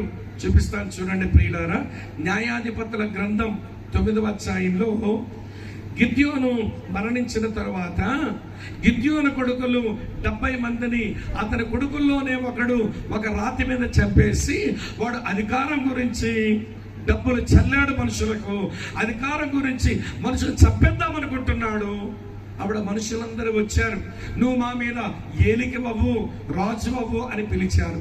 అప్పుడు వాడు అంటున్నాడు, వాడు అన్న మాటలు ఉపమాన రీతిగా ఇలా చెప్పబడ్డాయి. న్యాయాధిపతుల గ్రంథం 19వ అధ్యాయం చూడండి, 15వ వచనం ఇలా రాసి ఉంది, 9:15. న్యాయాధిపతుల గ్రంథం 9:15. ముండ్ల పొద, మీరు నిజముగా నన్ను మీ మీద రాజుగా నియమించుకున్న కోరిన ఎడల రండి నా నీడను ఆశ్రయించండి, లేదా అగ్ని నాలో నుంచి బయలుదేరి లెబానోను దేవదారు చెట్లను కాల్చివేయనని చెట్లతో చెప్పాను. ఆ ముళ్ళ పెద్ద ఎవరంటే గిద్యోను కొడుకైన అబీమెలెకే. ఈ చెట్లతో పోల్చబడిన వారు ఎవరంటే ఆనాటి ఇశ్రాయేలీ ప్రజలే. అబీమెలెకును చెడుగుతున్నారు, మా మీద రాజు బాబు అని. వాడు అంటున్నాడు, నా నీడ కిందకు రండి, లేకపోతే నాలో నుంచి వచ్చిన అగ్నితో కాల్చేస్తానంటున్నాడు వాడు. ఇది ఏమి నీడంటే ముళ్ళ పొద నీడ, ఇది దుష్టుని నీడ, ఇది మంచి నీడ కాదు. అమ్మ వింటున్నారా? చాలా మంది పాపం అమాయకంగా ఈ నీడ కిందకి వెళ్ళిపోతుంటారు. అది ముళ్ళ పొద నీడ, దాని ముళ్ళు పొడుస్తాయి, దాని సలుపు నొప్పి చాలా రోజులు ఉండిపోతుంది. అది మంచి నీడ కాదు. యెహోవా రెక్కల నీడ, సురక్షితముగా ఉండే నీడ, అది మహోన్నతుడిచ్చిన నీడండి. అమ్మ వింటున్నారా? ఇదొక పాడు నీడ. మరొక నీడ చూపిస్తాను రండి. రాజులు 1వ గ్రంథం 19వ అధ్యాయంలో చదువుతున్న 4వ వచనం నుంచి చూడండి. 19:4 ఏముంది? తాను ఒక దిన ప్రయాణం అరణ్యములోనికి పోయి ఒక బదరీ వృక్షం కింద కూర్చుండి మరణాపేక్ష గలవాడై, యెహోవా నా పితరుల కంటే నేను ఎక్కువ వాడని కాను, ఇంత మట్టుకు చాలును, నా ప్రాణము తీసుకునము అని ప్రార్థన చేశాను. ఇది ఏమి నీడంటే బదరీ వృక్షపు నీడ. ఈ నీడ కిందకు పోయిన వాళ్ళు ఎలా ఉంటారంటే నిరుత్సాహంతో బ్రతుకుతారు. దేవుని సేవకుడైన ఏలియాకే వచ్చేసింది నిరుత్సాహం. అరే ఆకాశం చగ్గిన దింపానే, ఎన్నాళ్ళ మట్టుకు 2 తలంపుల మధ్య తడబడుతుంటారు అని నేను అన్నానే, నా ప్రసంగం ఎవడి విని మారలేదు, నేను చేసిన కార్యము చూసి కూడా మారలేదు. ప్రభువా ఇప్పుడే మా రాజు రాని నన్ను చంపేద్దాం అనుకుంటున్నారు. రాజు పేరేంటమ్మా? ఆహాబు. రాణి పేరేంటి? మీ పేరు యెజబేలు, నేను పెట్టిన పేరు రంగుల రాణి. బాగా సోకులు పిచ్చి ఎక్కువ దీనికి, ముఖానికి రంగులు రాసుకునే రంగుల రాణి అక్క. అమ్మ వింటున్నారా? చంపేద్దాం అనుకుంటుందంటే ఏలియాను. పారిపోయి బదరీ వృక్షం కింద కూర్చొని, ప్రభువా ఇంత మట్టుగా చాలు, నేను ఇక బ్రతకడమే అవసరం, చంపే. ఈరోజు చాలా మంది బదరీ వృక్షపు నీడ కిందకి పోతుంటారు. ఆర్థిక ఇబ్బందుల పోవటంలా, ఎంత కష్టపడిన అప్పులు తీరటంలా, ఇక నేను బ్రతకడమే అనవసరం అనుకుంటున్నాడు అన్న.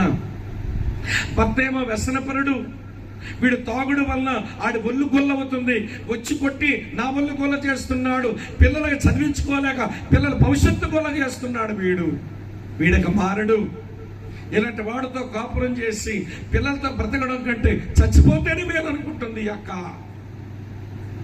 అమ్మా నాన్నలు ఎప్పుడు కీచులాడుకుంటున్నారు, వాళ్ళు భయంకరంగా కొట్లాడుకుంటున్నారు. ఇక ఇంట్లో ఉండలేని పారిపోతున్నారు కొంతమంది పిల్లలు. నేను పైన కాశ్మీర్, అమ్మ వింటున్నారా, ఏమంటే హిమాచల్ ప్రదేశ్ దగ్గర నుంచి కిందనే కన్యాకుమారి వరకు తిరుగుతా, ఇటువైపు ఈశాన్య రాష్ట్రాల నుంచి ఇటు గోవా వరకు తిరుగుతుంటాను. కారణం పరిచర్యలో, విద్యార్థుల మధ్య పరిచర్య, మెడికల్ స్టూడెంట్స్ మధ్య పరిచర్యలో ఈ దేశమంతా తిరుగుతున్న క్రమంలో రైల్వే స్టేషన్లో చాలా మంది పిల్లలు కనబడుతుంటారు. ఎప్పుడు మనం తినేసి వదిలేసిన ఆ ఎంగిలో ఒక డస్ట్బిన్ లో పడేస్తే అందులో మిగిలిన ఒక రొట్టె ముక్కో లేక ఒక పూరీ ముక్కో ఒక ఇడ్లీ ముక్కో తిందామని ఎదురు చూస్తూ కనబడుతుంటారు పిల్లలు. నేను అలాగా వాళ్ళ స్ట్రీట్ చిల్డ్రన్ అంటారు, వీధి పిల్లలైపోయారు వీళ్ళు, అమ్మా నాన్న లేరు. అలాంటి వారిని కలుసుకుని నేను అప్పుడప్పుడు మాట్లాడుతూ ఉన్నప్పుడు, ఎందుకు ఇంట్లోంచి పారిపోయి వచ్చామంటే అమ్మా నాన్న కొట్టుకుంటారనియా, అమ్మా నాన్న తిట్టుకుంటారనియా, ఇంట్లో బ్రతకడం కష్టమని చచ్చిపోదామని వచ్చామనియా.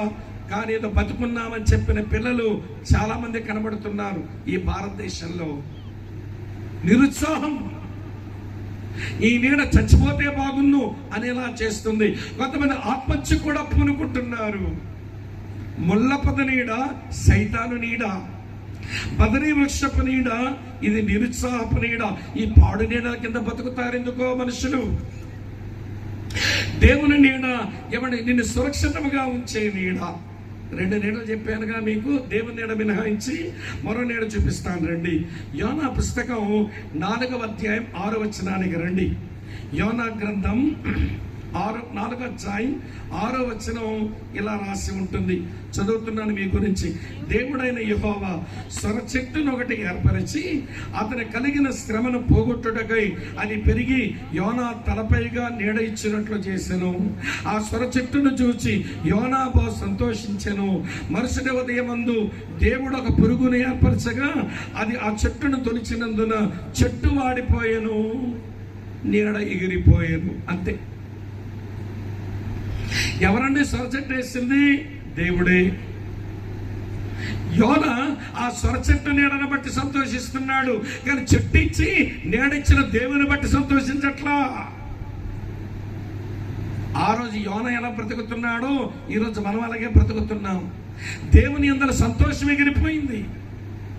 అందుకని పౌర కుమారులు అడిగినట్లుగా దేవుని అడగాలేమో, దేవా నీ ప్రజలమైన మేము నీ యందు సంతోషించినట్లు మరలా మమ్మల్ని బ్రతికించవా? నీలో ఆనందించడం మానేసాం మేము.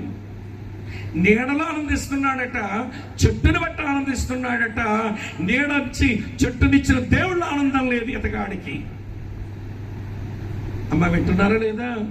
దేవుడు ఒక పురుగు పెట్టాడంట, అది దొలిచేసింది, చెట్టు వాడిపోయింది, నీడ ఎగిరిపోయింది. దేవుడు ఏదైనా మనకిస్తే ఇచ్చిన దేవుల్లో మనం ఆనందించకపోతే ఇచ్చినవి కాస్త ఎగిరిపోతే పురుగు పెడతాడు ఆయన. ఇంతకీ ఈ సొర చెట్టు నీడేంటో చెప్పనా? అది మన బంధువుల నీడ. నీకు బంధువుల దేవుడే ఇచ్చాడు. ఇచ్చిన దేవుళ్ళను ఆనందించడం మానేసి బంధువులను బట్టి నువ్వు మురిసిపోతుంటే నీ బంధువులతోనే నీకు శత్రుత్వం వచ్చేస్తుంది, పురుగు పెడతాడు. సొర చెట్టు నీడకు మరో తాత్పర్యం ఉంది. అదేంటో తెలుసా? సంపదల నీడ. దేవుడే సంపదలు ఇచ్చాడు. సంపదలు ఇచ్చిన దేవుడిలో ఆనందించడం మానేసి సంపదలోనే ఆనందించుకుని కూర్చుంటే పురుగు పెడతాడు, దొలిచేస్తుంది, సంపద ఎగిరిపోతుంది. మాకు విశాఖపట్నంలో ఆర్టీసీ కాంప్లెక్స్ నుంచి ఆసిల్మెట్ట జంక్షన్ అంటాం మేము, అటువైపు యూనివర్సిటీ రోడ్డు వరకు దానిని సిరిపురం జంక్షన్ అంటారు. ఈ ఆసిల్మెట్ట నుంచి సిరిపురం జంక్షన్ వరకు రోడ్డుకి ఇవతల అవతల ఉన్న భూములన్నీ ఒకరివేనంట. వాళ్ళు కొన్ని బస్సులు కూడా ఉండేవి. ఆ బస్సుల పేరు చెప్తే ఆహా వాళ్ళ అనుకున్నాను నేను. మొత్తానికి విశాఖపట్నంలో ఒక అన్నయ్య గారు ఉన్నారు, ఒక ఆధ్యాత్మిక నాయకుడు. సేవల కష్టసుఖాలు ఆయనతో మాట్లాడుకోవడానికి పోతుంటాను. సరే, కంచరపాలెంలో అనే ప్రాంతంలో ఉంటారు ఆయన. వచ్చే సేవలో కష్టసుఖాలు మాట్లాడుకున్నాక తమ్ముడు కొంచెం మార్కెట్కి వెళ్ళొద్దామన్నాడు అని నన్ను మార్కెట్ తీసిపోయాడు. మార్కెట్ తీసిపోతుంటే ఒక పిచ్చోడు ఏమంటే జుత్తంతా పిడచకట్టుకుపోయింది, వాడు ఒంటికి మట్టి పట్టేస్తుంది. వాడు ఎప్పుడు స్నానం చేశాడో పాడో. అమ్మ వింటున్నారా? చిరిగిపోయిన మురిగి పట్టిన బనీన్, చిరిగిపోయిన నిక్కర వేసుకుని వాడు పైసా ఉంటేవా అని అడుక్కుంటూ ఉంటే ఈ అన్నగారంట, తమ్ముడు స్వామి ఆడెవడ గుర్తుపట్టావా అన్నాడు. పిచ్చోడు కదన్నా, నేనేం గుర్తుపడతానంటే అదేం తమ్ముడు గుర్తుపట్టలేకపోయావా, పలానా ఆయన తాలూకా కొడుకు తమ్ముడు అన్నాడు. అదేంటన్నా వాళ్ళు చాలా ఆస్తిపరలేదు కదా. అవును, ఆశీలమెట్ట నుంచి సిరిపురం జంక్షన్ వరకు ఎడం వైపు కుడివైపున భూములు వాళ్ళవే ఒకప్పుడు, కానీ మొత్తం అన్ని ఎగిరిపోయాయి తమ్ముడు, ఏమి లేవు ఇప్పుడు. గ్రీన్ పార్ హోటల్ వచ్చేసింది, లాజర్ హాస్పిటల్ వచ్చేసింది, టెంపరీ స్కూల్ వచ్చేసింది. ఇటువైపు అన్ని అమ్ముడుపోయాయి తమ్ముడు, ఇటువైపు ఉన్న కూడా అమ్ముడుపోయాయి తమ్ముడు. ఈ రోజున వారి కొడుకు ఈ రోజున రోడ్డు మీద భిక్షమెత్తుకుంటున్నాడు కురిపాం పూర్ణ మార్కెట్ లో. చూసావా? అప్పుడు జ్ఞాపకం వచ్చింది ఏంటనంటే, సంపదలు రెక్కలు కట్టుకుని ఎగిరిపోతాయంట. నేను చెప్పల, సొలొమోను చెప్పాడు. సామెతల గ్రంథం 23వ అధ్యాయంలో ధనమును సంపాదించడానికి ధనం మీద నువ్వు ఎప్పుడు మనసు పెడతావో ఆ ధనము నిన్ను విడిచిపెట్టి వెళ్ళిపోతుంది. అది రెక్కలు కొట్టుకుని పోద్దంట. ఈ రోజున చాలా మంది దేవుని పిల్లలు అయితే డబ్బు నీడ కింద బతికేద్దాం అనుకుంటారు, లేదా బంధువుల నీడ కింద బతికేద్దాం అనుకుంటారు, లేదా నిరుత్సాహ నీడ కింద బతికేద్దాం అనుకుంటారు, లేదా వినండి సైతాను నీడ కింద బతికేద్దాం అనుకుంటారు. ఈ 4 నీడలు పాడు నీడలే. దేవుని నీడే సరైన నీడ. చప్పట్లు కొట్టే దేవుని స్తోత్రం చెబుదాం. ఆయన నీడలో సురక్షితంగా బ్రతకొచ్చట. మహోన్నతుని చాట నివసించువాడే సర్వశక్తుని నీడను విశ్రమించువాడు. నా నీడ కిందకు రండి. సేవకులారా, మీకైనా సంఘమైన అందరికైనా సేవకైనా నీడనిచ్చేవాడు దేవుడు. ఆయన నీడ కింద సేవ చేసుకుంటూ పోదాం. అభ్యంతరాలు ఎగరగొట్టేసుకుందాం, అభ్యంతరాలు ఉంచుకొని పనిచేయొద్దు. సరిపోయిన వాడు అమ్మ చెప్పండి, నేను చెప్పాను, నీడనిచ్చేవాడు. 2 మూడో సంగతి చెప్తాను వినండి. ఎల్ షద్దాయ్ అనే మాటకు మరో అర్థం ఏంటనంటే, అమ్మ పోషించు దేవుడు, సస్టైనింగ్ వన్. ఆయనే సఫిషియంట్ వన్, ఆయనే షెల్టరింగ్ వన్, ఆయనే వినండి ప్రియమైన స్నేహితులారా, సస్టైనింగ్ వన్, పోషించువాడు. చదవండి, వచ్చిన ఎంత బాగుంటుందో. 145వ కీర్తన గ్రంథం నుంచి 145వ కీర్తన చదువుతున్నాను చూడండి. మంచి మాట ఇలా రాసి ఉంది మన కొరకు.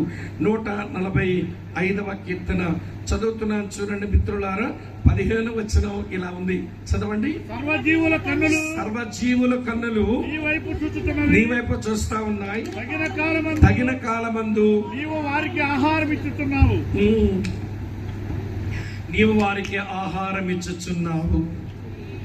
సర్వజీవుల కన్నులు నీ వైపులు చూస్తున్నాయి. ఇప్పుడు విషయం చెప్పనా మీకు?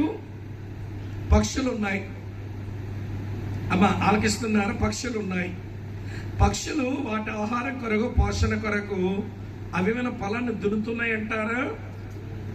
చుచ్చుచ్చని కుక్క పిల్లని పిలవకండి, నోటితో చెప్పండి. లేదు అని చెప్పండి. చుచ్చుచ్చేంటి కుక్క పిల్లని పిలిచినట్టు చెప్పండి. భూమిని దున్నుతున్నాయా? లేదు. విత్తనాలు విసురుతున్నాయా? లేదు. నాట్లు పెడుతున్నాయా? లేదు. అమ్మ వీటి నీరు పెడుతున్నాయా? లేదు. ఎరువేస్తున్నాయా? లేదు. కలుపు తీస్తున్నాయా? లేదు. తూర్పార పెడుతున్నాయా? లేదు. కొట్టలో కూర్చుకుంటున్నాయా? లేదు. ఏ రోజైనా పస్తులతో పడుకుంటున్నాయా? లేదు. ఏంటి? ఏ పని చేయని పక్షులకి దేవుడు అంత బాగా పోషిస్తూ ఉంటే, ఒరే మనుషుల్లారా, పక్షుల కంటే మీరు శ్రేష్ఠులు కారా? నేను చెప్పలా, యేసయ్య చెప్పాడు ఆ మాట. మీరు పక్షుల కంటే శ్రేష్ఠులు కారా? ఆయన మిమ్మల్ని పోషించలేడా? ఆయన పోషకుడు. పక్షుల్నే కాదు, 40 సంవత్సరాలు వాళ్ళ అరణ్యములో తిరుగుతుంటే పైనుంచి మన్నాను కురిపించి 40 సంవత్సరాలు పోషించాడు. అసలు దావీదు అనుభవంలో దావీదు అంటాడు, అసలు దేవుడు నన్ను శత్రువుల ఎదుట భోజనం సిద్ధపరిచాడంట. కొడుకుతున్న వాళ్ళంతా దావీదు మీద శత్రుత్వం పోనితే ప్రాణం కాపాడుకోవడం కొరకు పారిపోతా ఆయన పోషించబడ్డాడట. చదవండి, అసలు దావీదుకు శత్రువుల మధ్యలో ఎలాంటి ఆహారం దొరికిందో చదువుతాను మీ గురించి. సమూయేలు 2వ గ్రంథం 17వ అధ్యాయంలో, సమూయేలు 2వ గ్రంథం 17వ అధ్యాయంలో చూడండి ఏమేమి వచ్చినాయో చదువుతాను. 28, 29 వచనాలు. సమూయేలు 2వ గ్రంథం 17వ అధ్యాయం 28, 29. అరణ్యమందు జనులు అలసిన వారై ఆకలి కొని దప్పికొని యుందురని తలంచి, వరుసగా చూడండి, పరుపులు వచ్చాయంట, పాత్రలు వచ్చాయంట, కొండలు వచ్చాయంట, గోధుమలు వచ్చాయంట, ఎవల పిండి వచ్చిందంట, వేచిన గోధుమలు వచ్చాయంట, కాయధాన్యాలు వచ్చాయంట, చిక్కుడుకాయలు వచ్చాయంట, పేలాలు వచ్చాయంట, తేనె వచ్చిందంట, వెన్న వచ్చిందంట, గొర్రెలు వచ్చాయంట, చినుమతులు వచ్చాయంట. ఉదయాన్నే బ్రేక్ఫాస్ట్ కి ఎవల పిండితో రొట్టెలు చేసుకొని తినండి, గోధుమ పిండితో చపాతీలు చేసుకొని తినండి. అయిపోయిందిగా బ్రేక్ఫాస్ట్. మళ్ళీ మధ్యాహ్నం లోపు ఏదైనా తినాలని మీకు అనిపిస్తే పేలాలు ఉన్నాయిగా, కొంచెం ఉప్పు కారం తగిలించుకొని తినండి, స్నాక్స్ అవి. మధ్యాహ్నం కొంచెం మీకు చిక్కుడుకాయలు తినాలనిపిస్తే ఇగో చిక్కుడుకాయలు ఉన్నాయిగా, వెజిటేరియన్ తినండి. ఒకవేళ మీరు నాన్ వెజ్ తినాలనుకుంటే గొర్రెలు వచ్చినాయిగా, గొర్రెలు వండుకొని తినండి. స్వీట్ తినాలనిపిస్తుందా, జున్నుమతులు వచ్చాయిగా, తినండి. కొంచెం రొట్టె కొంచెం గట్టిగా ఉంది, మెత్తగా ఉంటే బాగా ఉంటుంది అనిపిస్తుందా, వెన్నేసుకొని చేసుకొని తినండి. కొంచెం నోటికి తీపి కావాలా, తేనేసుకొని తినండి. ఏం తక్కువైపోయిందంటే అరణ్యంలో పడుకోవడానికి పరుపులు వచ్చాయి, వండుకోవడానికి పాత్రలు వచ్చాయి, అసలు భలే రేషన్ వచ్చేసింది. అందుకే దావీదు అంటాడు, శత్రువుల ఎదుట నీవు నాకు భోజనం సిద్ధపరిచిన నా పోషకుడు. గట్టిగా దేవుని స్తోత్రం చెబుదామా? హల్లెలూయా. ఇది నమ్మడం చేత కావట్లేదండి మనకి. నన్ను పోషించువాడు దేవుడు, ఆయన మంచి పోషకుడు, ఆయన పేరు ఎల్షద్దాయ్. కాబట్టి నా ప్రియ సోదరి స్నేహితులారా, ఏమయ్యా అబ్రాహాము, నీ కొడుకు పుడితే వాడు పోషించేస్తాడా నిన్ను?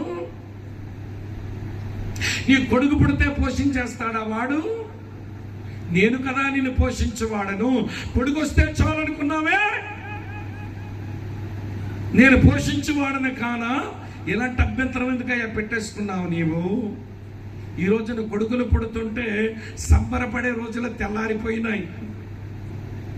కొంతమంది అంటారు, కూతురు పుట్టుంటే ఎంత బాగున్నావు, చచ్చ గుడ్డి మీద పడి ఏడుచుద్ది, ఈ దిక్కుమాలుడు పుట్టాడే. ఈ కొడుకు పుడితే బాగుంటుంది అనుకున్నారు, కానీ నేను కొడుకు పుడితే సంతోషాలు ఎగిరిపోయే రోజుల్లోకి వచ్చాం. ఒక ఆమె ముసలాన్ని ఫోన్ చేస్తుంటది, బాబు ఎవరున్నారు చెప్పయ్యా, నాకు ఆడి తప్ప, ఆడి కొరకు నేను పస్తులుంటే ఆడి పెంచలేదా? నేను చిరిగిన పాత గుడ్డలేసుకుని ఆడికి మంచి గుడ్డలేసుకుని నేను పెంచలేదా? నాకు చదువు లేకపోయినా వాడికి మంచి చదువులు చెప్పించాను, ఇవిడ మంచి ఉద్యోగం చేసుకోవడం లేదా? ఒక పిల్లనిచ్చి పెళ్లి చేసాం, ఎవరిని పెళ్లి చేసుకుని బతుకుతున్నాడు. ఈ రోజున అమ్మకు అనారోగ్యం అంటే వచ్చి చూసింది లేదు, నా ఇంట్లోకి వచ్చే బ్రతుకమ్మ అని పిలిచింది లేదు. అమ్మో, వాడి జీవితంలోకి వచ్చిందే ఎవరు? ఏం చెప్పరే మీరు? అమ్మో, ఒక అక్కగారు ఉంటారే, ఆ భర్త కొంచెం వాళ్ళ అమ్మను సాగుతుంటే నేను వెళ్ళిపోతా, బ్యాగ్ సర్దించి పెట్టుద్ది అనమాట కోడల కుక్క. ఏమమ్మా, మీ అమ్మను మీ నాన్నను మీ అన్నదమ్ములు చూడాలనుకుంటున్నావే? ఒక ఇంటి కోడలకు వచ్చాక మీ అమ్మను మీ నాన్న ఎవరు చూడకపోతే నువ్వు పోయి చూడలేవే? మీ అన్నదమ్ములు చూస్తే బాగుంటుందని కోరుకుంటున్నావే? మరి మీ ఐతానుగు తల్లిని ఎవడొచ్చి చూడాలి? సిగ్గుమాలిన అక్కలు. మీరు కాదులండి, అలా ఉండే వాళ్ళ గురించి అంటున్నా నేను. మీ అమ్మ సొంత చూస్తే నేను వెళ్ళిపోతాను, నేను బ్యాగ్ సర్దేసుకున్నాను, మీ అమ్మ సంగతి నువ్వే చూసుకో, నాకేం సంబంధం లేదు. పాప నాకెవరున్నా చెప్పవే, మా అమ్మ తప్పించి అడ్జస్ట్ అవ్వే అంటే నేను వెళ్ళిపోతాను కోడల కుక్క. ఒక విషయం చెప్పనా, ఏమన్నా కోడల పిల్ల, రేపు నువ్వు అత్తవక మానవు. ఏమన్నా కోడల పిల్ల, రేపు నువ్వు అత్తవక మానవు. ఈరోజు మీ అత్తను చూసే విషయంలో నువ్వు సరిగా లేకపోతే రేపు నీ ఇంటికి వచ్చిన కోడలు నీ సంగతి చూసేసుకుంటది.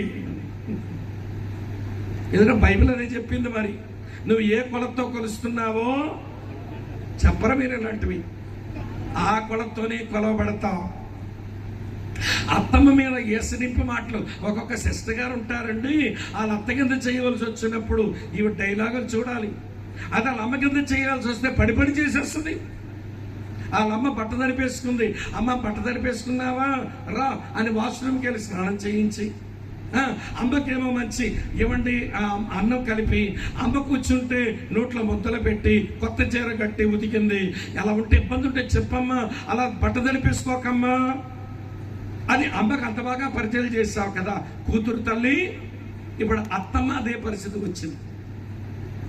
వయసు మీరిన అత్తమ్మ కదా, కొంచెం ఆవిడ కూడా బట్ట తడిపేసుకుంటే అత్తయ్య రండి స్నానం చేయిస్తా, కొత్త చీర కడతా, భోజనం పెడతా, విశ్రాంతి తీసుకోండి అని ఇలా పరిచయం చేస్తుంది అనుకుంటున్నారా? పరిచయం చేయదు. ఇప్పుడు ఆ డైలాగ్ ఎలా ఉంటాయి చెప్పనా, ఆ వంటింట్లో చెంపెత్తుడు, గ్లాస్ ఎత్తుడు, ప్లేట్ ఇస్తుడు. ఇసురంటది, ఏమిటోనమ్మా ఈ పందుల కింద చెయ్యిలా నా చెయ్యి పడిపోతుంది. ఎవరమ్మా పందులు? ఏం చెప్పరే, అత్తమ్మ గారు ఈవిడికి పందంట. మరి ఆవిడ పంద అయితే నువ్వు కాపురం చేస్తున్నావే నీ ఆయన, మరి ఆడేమవుతాడో ఓర పంది అవుతాడేమాడు. ఆడితో కాపురం చేస్తున్నావే మరి నువ్వేమవుతావు, సీఎం పంది అవుతావేమో. మీ ఇద్దరు కలిసి కన్నారే పిల్లల్ని అది పంది పిల్లలు అవుతారేమో. అత్తమ్మ దగ్గరికి వచ్చేసరికి మీ చిరాకులన్నీ చూపిస్తే మీ సంసారాన్ని పందులు సంసారం చేసుకుంటున్నారు కొంతమంది అక్కలు. గుర్తుపెట్టుకో కోడల పిల్ల, ఈరోజు కోడల పిల్లవి, రేపు అత్తమ్మ అవ్వక మానవు. ఈరోజు మీ అత్తమ్మని ఎలా చూస్తున్నావో రేపు ఇంటికి వచ్చిన కోడలు నిన్న అలాగే చూస్తుంది. జాగ్రత్త. ఆమె అర్థమవుతుందా? అందుకే కొడుకుల వలన ఏదో క్షేమం వచ్చే రోజులు లేవు. ఏమయ్యా అబ్రాహాము, నీ కొడుకా నిన్ను పోషించేవాడు, నేను కదయ్యా నిన్ను పోషించేవాడను. నువ్వేంటి నీ భార్య మాట విని నీ కొడుకే పోషకుడు అవుతాడన్నట్టుగా నువ్వు హాగరుతో బిడ్డను కన్నావు. తీసాయి అభ్యంతరం. నేను సరిపోయిన వాడను, నేను నీడనిచ్చేవాడను, నేను పోషించేవాడను. నేను చెప్పాను, 3 చెప్పాను కదమ్మా, 4 చెప్తానన్నాను. నా టైం కూడా 1 గంట పావు అయిపోయింది. మరి చెప్పమంటారా మానమంటారా అమ్మా? సరే, ఎక్కువ చెప్పలేను, ఒకటే ఉందిగా చెప్పేస్తానండి. చివరి మాట, ఎల్షద్దాయ్ అనే మాటకు హెబ్రీ భాష పదానికి వేసే చిత్రం ఏంటి అని అంటే, అమ్మ యొక్క రొమ్ము బొమ్మ వేస్తారు, ఒక తల్లి యొక్క స్తనం బొమ్మ వేస్తారు. ఎల్షద్దాయ్ అనే పదానికి పిక్చర్ ఏంటనంటే ఏమంటే ఒక తల్లి యొక్క రొమ్ము. పిల్లగాడు అమ్మ రొమ్ము పాలు తాగి ఆ రొమ్ము మీదని వాడు తలకాయ పెట్టుకుని పడుకుంటాడు. దాని అర్థం ఏంటనంటే వాడు తృప్తి చెందాడు అని అర్థం. ఎల్షద్దాయ్ అనగా ఆయన తృప్తినిచ్చేవాడు, సాటిస్ఫైయింగ్ వన్, ఆయన సఫిషియంట్ వన్, సరిపోయిన వాడు. ఆయన షెల్టరింగ్ వన్, ఆయన నీడనిచ్చేవాడు. ఆయన సస్టైనింగ్ వన్, ఆయన పోషించేవాడు. ఆయన సాటిస్ఫైయింగ్ వన్, ఆయన తృప్తినిచ్చేవాడు. ఆయన తృప్తినిస్తాడు. నా ప్రియ అన్నదమ్ములారా, అక్క చెల్లెలారా, వినండి, చివరి మాటలు చెప్పి నేను ముగించేస్తాను. ఆయన తృప్తినిచ్చేవాడు. ఆయన ఇచ్చిన తృప్తిని అనుభవించిన పౌలు ఈ మాట అన్నాడు. ఫిలిప్పీలకు రాసిన పత్రిక 4:11 నేను ఏ స్థితిలో ఉన్నానో ఆ స్థితిలో సంతృప్తి కలిగి ఉండడం నేను నేర్చుకున్నాను. దేవుడు నన్ను సంతృప్తి పరిచేవాడు. నేను ఏ స్థితిలో ఉన్నా ఆ స్థితిలోనే సంతృప్తి కలిగి ఉండడం నేను నేర్చుకున్నాను. ఎలా చెప్పనివ్వండి ప్రియులారా, ఎలా వస్తుందండి తృప్తి? దేవుడు ఎలాగ తృప్తినిస్తాడో చెప్పనా? ఇప్పుడు మనమంతా సముద్రానికి పోయి ఒక చేపని ఇక్కడ ఎత్తుకొద్దాం, సముద్రపు చేప, దాన్ని తీసుకుని వద్దాం. చేప మా మనుగూరులో నువ్వు తినగలిగినంత భోజనం బస్తాల బస్తాల ఫీల్డ్ నీ కొరకు ఉంచామే, చేప బాగా తిని దెబ్బకొకలా బలిసిపో అన్నామనుకోండి, ఆ చేపకే మాట వస్తే ఏమంటుందో చెప్పనా, నన్ను ఎందుకంటే చంపేస్తున్నారు, మీరు ఎన్ని బస్తాల భోజనం ఇక్కడ పెట్టినా నాకు తృప్తి లేదండి ఇక్కడ. మరి ఎక్కడ ఉంటుందే నీకు తృప్తి అంటే, ఎక్కడి నుంచి తెచ్చారో అక్కడ వదిలేయండి, తృప్తిగా ఉంటాను నేను అంటే. చేపకు తృప్తి ఎక్కడుంది? సముద్రంలో ఉంది. సముద్రం నుంచి తెచ్చాము చేపను, తిరిగి సముద్రంలో వదిలేస్తేనే తృప్తి. భూమి మీదగా ఎన్ని దాన్ని సమకూర్చినా దాని తృప్తి ఉండదు. ఆకాశంలో ఎగిరే పక్షి, దాన్ని తీసుకుని వచ్చి పక్షి గారు మనుగూరులో నీకు కావలసినంత భోజనం ఉంచామే, తృప్తిగా ఉండు అంటే పక్షి అంటది, ఎందుకండి నన్ను చంపుతారు, ఈ పంజరంలో పెట్టి బస్తాల భోజనం పెట్టినా నాకు ఇక్కడ తృప్తి లేదండి, ఎక్కడి నుంచి తెచ్చారో అక్కడ వదిలేస్తారా, ఏదో చిన్న పురుగు నేను తిని తృప్తిగా ఉండగలుగుతాను. చేప సముద్రం నుంచి వచ్చింది, తిరిగి సముద్రంలోకి వెళ్తేనే తృప్తి. పక్షి ఆకాశం నుంచి వచ్చింది, అది ఆకాశంలోకి వెళ్ళిపోతేనే తృప్తి. ఓ మనుషుడా, నీకెక్కడుందో తృప్తి? నువ్వు దేవునిలో నుంచి వచ్చావు, తిరిగి దేవుల్లోకి వస్తేనే నీకు తృప్తి.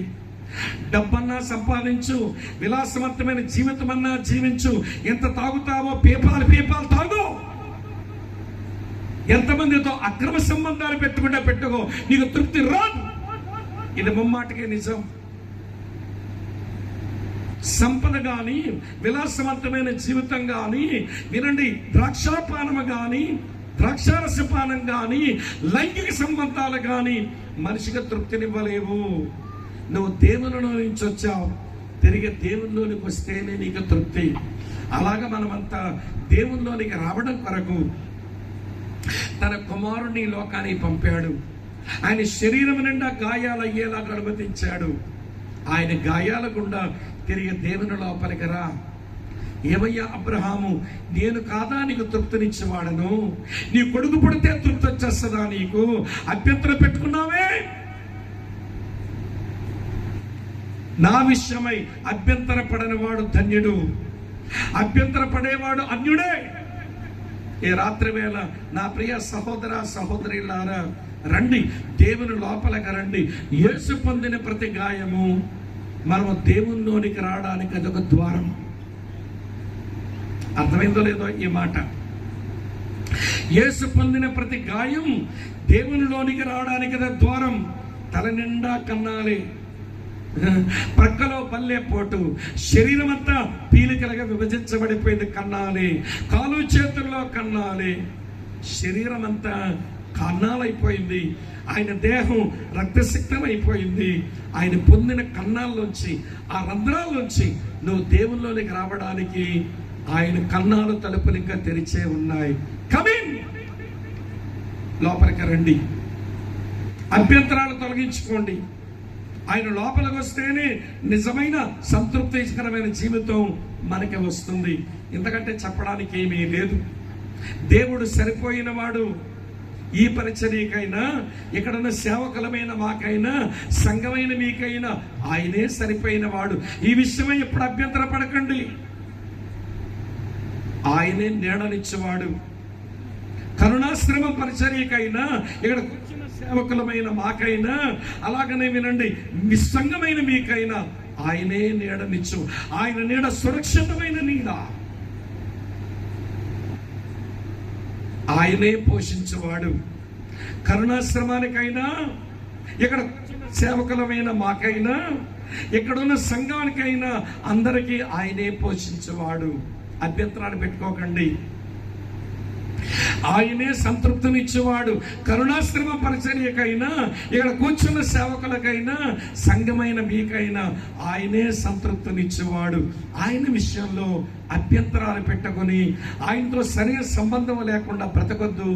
విశ్వాసంతో, విధేయతతో, సమర్పణతో, యథార్థతతో, నిబద్ధతతో, అంకిత భావంతో యేసయ్యలోంచి దేవుని యొద్దకు చేరుకుందాం, ఆశీర్వాదానికి వారసులమవుదాం.